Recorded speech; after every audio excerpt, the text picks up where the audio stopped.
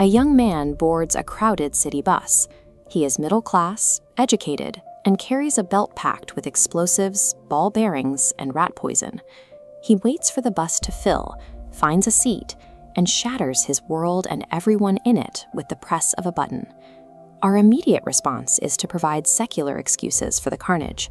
We point to poverty, a lack of education, or the long shadow of Western imperialism. We struggle to categorize the act as a symptom of a broken socio-economic system, rather than an intentional choice. This ignores the testimony of men like Osama bin Laden, whose portrait here captures a man convinced of his own divine mandate. His focus isn't on land or wealth. He explicitly traded his life for the promise of eternal paradise. We discount the religious nature of his motives because we are afraid to criticize faith itself. We are trying to navigate the 21st century while carrying beliefs forged in a desert thousands of years ago. The danger of these ancient certainties increases every year as biological and nuclear weapons become easier to manufacture and distribute. We treat religious conviction as a private sanctuary, but these beliefs are fountains of physical action. By protecting the religious roots of violence to preserve our cultural politeness, we directly shield the ideologies that are unmaking our world. A belief functions as a mechanical internal lever. Once it is pulled, it dictates a person's behavior, their emotional responses, and their vision of the world. It is the mental apparatus that transforms abstract ideas into physical action.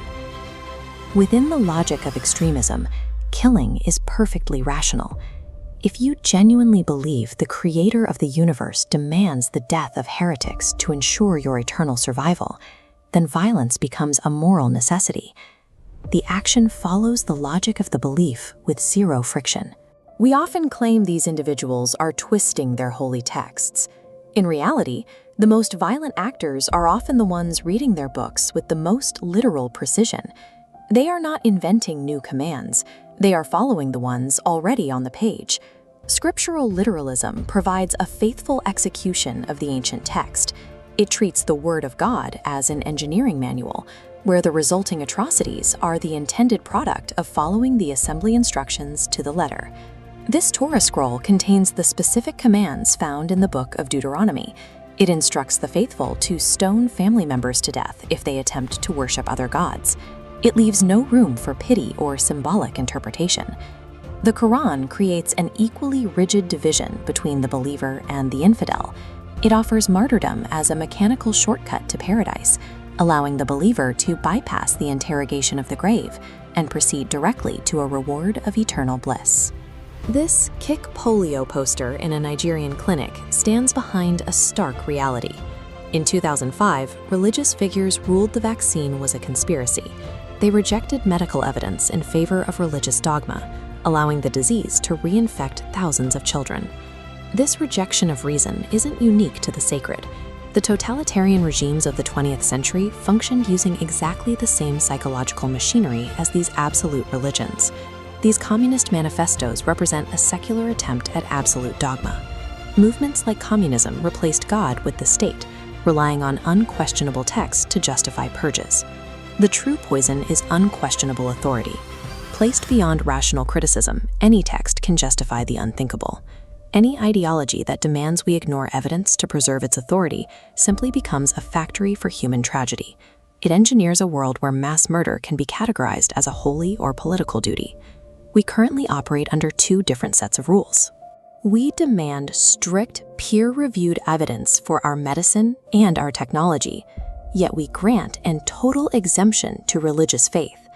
In our public discourse, we have made it impolitic to even ask why someone believes what they believe about the afterlife. By teaching that faith, the act of believing without evidence, is a moral virtue, we have removed the only tool we have for identifying dangerous ideas. When we normalize the rejection of evidence to be polite to the moderate, we also prevent ourselves from criticizing the extremist. Our commitment to religious politeness effectively serves as the physical shield for dogmatic violence. Rational discourse is universal. A scientist in Pakistan and a scientist in India arrive at the same conclusions about physics because they are using a shared language of evidence.